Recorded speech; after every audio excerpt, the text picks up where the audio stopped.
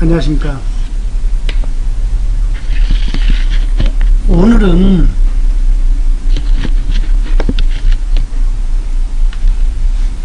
우리 생활하면서 느끼는 형사소송법에 대해서 한번 말씀드리겠습니다. 쉽게 말해서 내가 타인으로부터 법적 제한을, 신체적 제한을 받았을 경우에 거기에서 내 대신 국가 공권력에 의하여 처벌을 해달라 요청하는 겁니다. 간단하게 말해서. 민주주의 국가에서는 누구나 법의 앞에 평등합니다. 그리고 법적 보호를 받을 수가 있는 나라입니다. 약자가 법적 보호를 못 받을 경우에는 상당히 혼란과 어려움이 닥칩니다. 그리하여 대한민국에는 법치국가이기 때문에 형사소송법에 대해서 오늘 말하기 때문에 형사소송법에 대해서만 말씀드리겠습니다. 누가 언제 어디서 어떤 피해를 보았고 어떻게 종결이 되었는가가 관건입니다. 어떤 목적이 있어서 가해를 했든 무의식적으로 가해를 했든 그건 관여치 않습니다.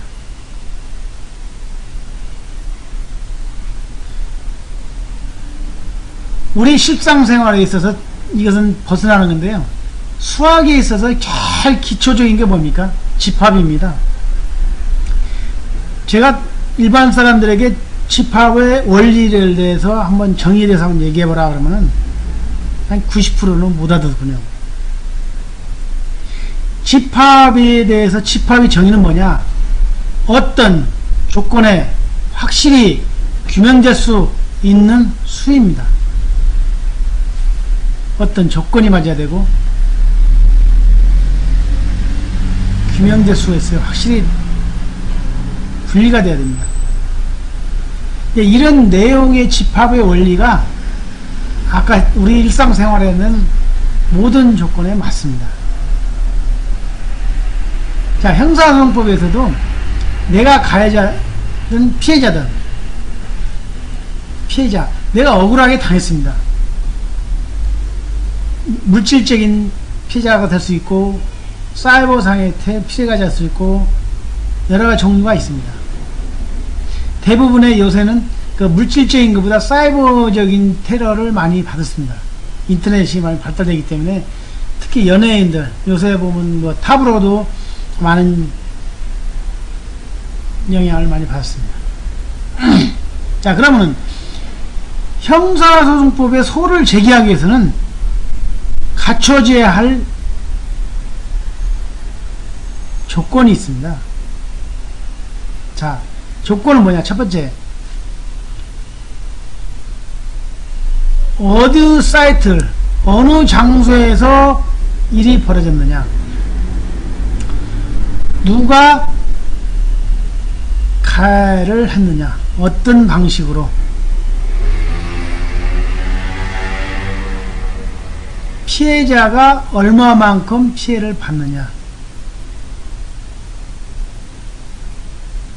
그 다음에 그 피해가 있은 후 결말 화해를 했느냐, 서로 용서를 했느냐, 그런 문제. 그 다음에 마지막으로 그 피해자에게 피해를 입은 당사자가 검찰청에 내가 이런저런해서 피해를 봤으니까 대신 처벌을 해주세요 요청을 해야 된다는 겁니다.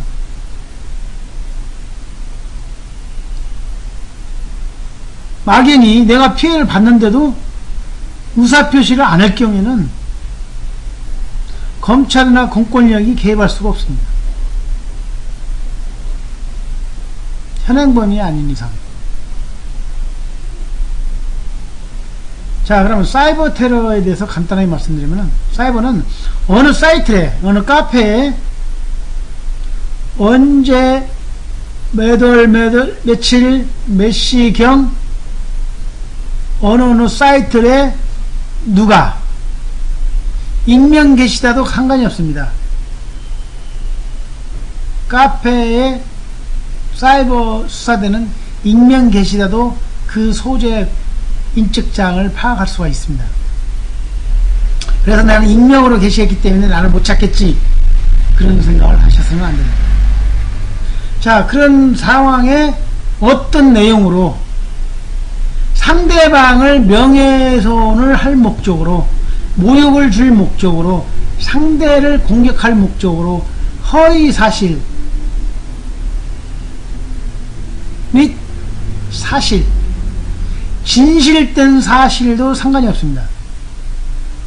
진실된 사실을 했을 경우는 제가 좀 약하지만은, 허위 사실을 했을 경우는 상당히 죄가 큽니다.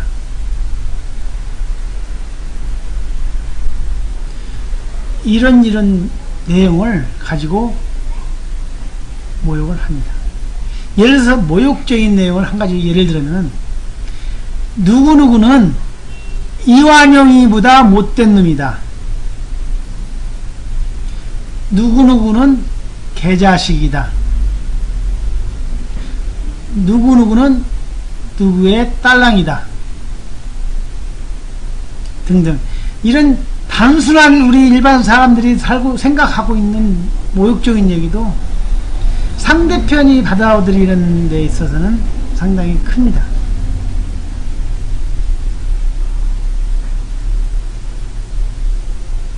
특히 어떤 경우가 있냐면은, 간단한 예를 들어서 누가 글을 썼습니다. 글을 쓰다 보니까 컴퓨터에 자판을 치다 보면 오자가 나올 수도 있고, 누구나 다 그럽니다. 소설가든 국문학자든 오타는 많이 나옵니다. 그렇기 때문에 교정을 하죠. 그 오타를 가지고 누구는 초등학교도 못 나온 실력이니 다시 초등학교에 가서 공부를 좀 배워와라, 이런 내용. 이것도 모욕적입니다.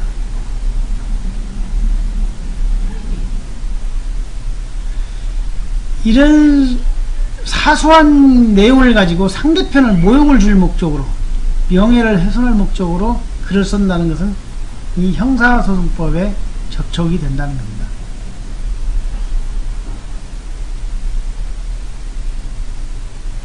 또 요즘 어느 모 지혜에서 일어나는 한 사건에 대해서 한번 말씀드리겠습니다. 내가 어느 직책을 가지고 있습니다. 그런데 그 직책을 가지고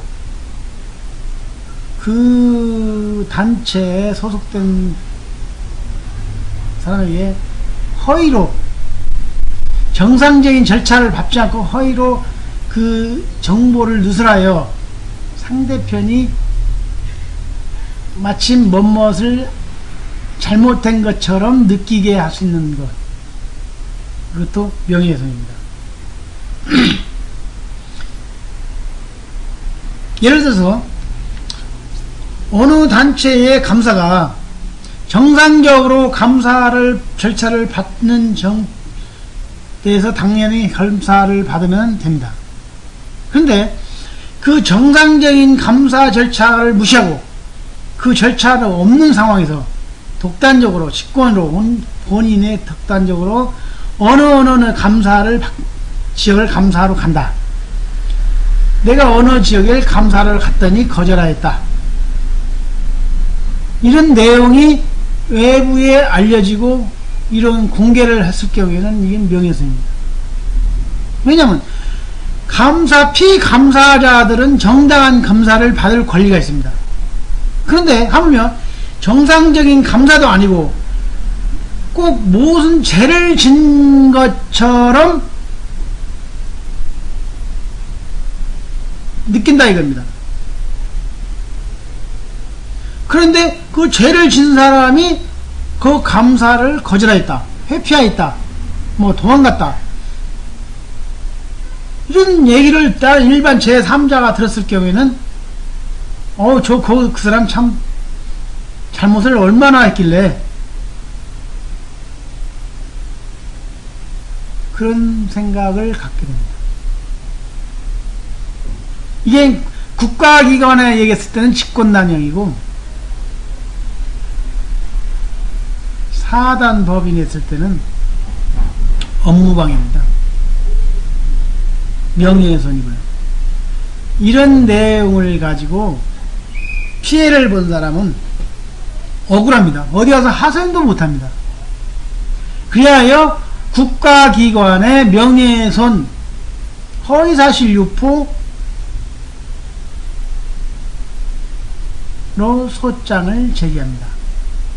거기에 소장의 내용이 뭐냐, 언제 어디서 몇 월 며칠 몇 시에 누가 어떤 사항을 가지고 어느 지역을 명예를 훼손하였다, 내는 이런 방향으로 갔기 때문에 내가 어느 방향 어느 분야에서 명예를 당했고 모욕을 당했다, 이에 대하여 내 대신 처벌을 해 주십시오 하는 내용이 소장입니다.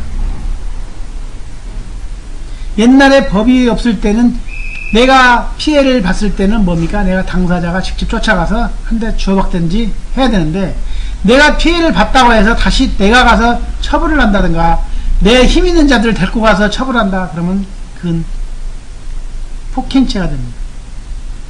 폭행사주죄가 됩니다. 그러면 그것도 또 처벌을 받겠죠. 엄연히 대한민국은 국가기관의 질서가 있는 겁니다. 그래서 약자, 내가 피해를 봤을 경우에는 그 피해에 대해서 국가기관에 대신 처벌을 해 주십시오 하는 게 소장입니다. 형사소송. 자, 그 다음에 이제 형사소송이 끝나면은 거기에 대한 직접적인 피해는 민사로 넘어갑니다. 민사로 넘어가는 건 다시 또 형사소송법에서 결말이 나온 결과를 가지고 민사소송을 제기하는 겁니다. 내가 이런 이유에서 피해를 요구했더니 검찰에서 이렇게 이만큼은 피해를 봤다, 유죄가 됐으니 나는 이 물질적인 정신적인 피해를 저 사람에게 받아야 되겠다 하는 게 민사소송입니다. 민사소송으로 가서 결말을 나가지고 확정 판결 받으면은 그것으로 종료가 되는 겁니다.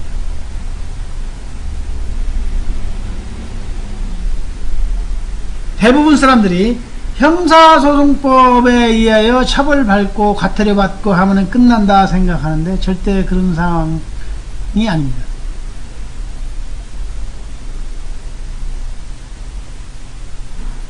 누차 했듯이 간단한 겁니다.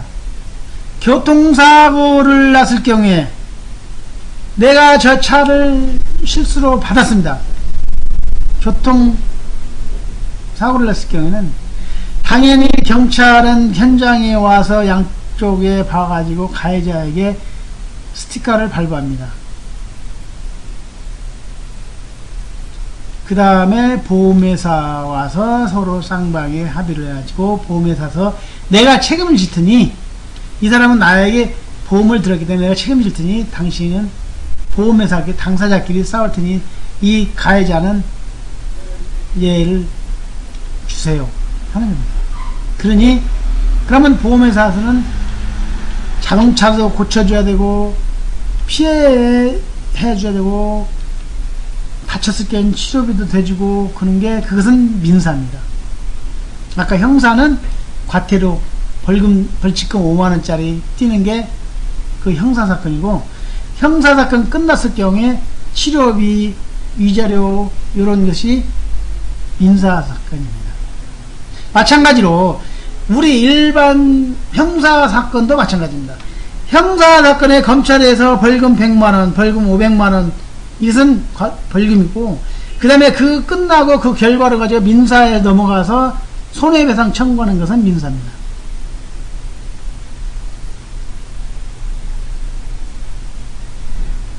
그래서 앞으로는 우리 모든 사람들이 그 법의 앞에 많이 다가가지는 않습니다. 제가 알기로는 전 국민의 2% 정도 된다고 생각합니다.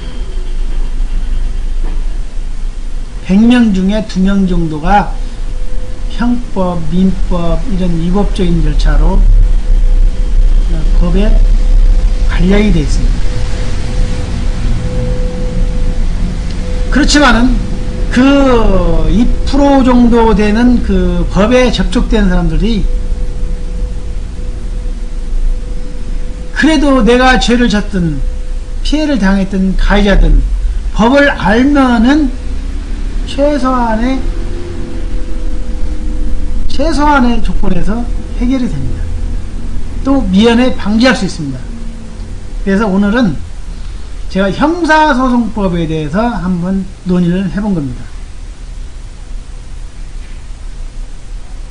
형사소송 절차를 말씀드립니다. 피해자가 내가 맞았던 피해를 당했던 상황에서 내가 직접적으로 가해자를 처벌할 수 없으니 국가기관에 내 억울한 점을 파악해가지고 얼마만큼 죄가 있는지는 당신이 국가기관에서 판단해서 처벌해 주십시오 하는 요청서입니다.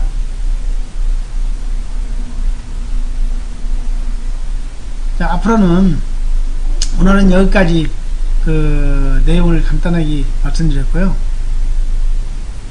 그때그때 우리는 일상생활의 일반 상식적인 법률을 많이 알아야 됩니다. 많은 사람들이 법 얘기하면 무조건 골치 아프다, 나는 모른다, 그런 생각을 하는데요. 미연에 방지하기 위해서는 법을 공부를 해야 됩니다. 자, 오늘은 여기까지고요. 다음에 좋은 계속적으로 그때그때 필요한 때마다 제가 방송을 하겠습니다. 감사합니다.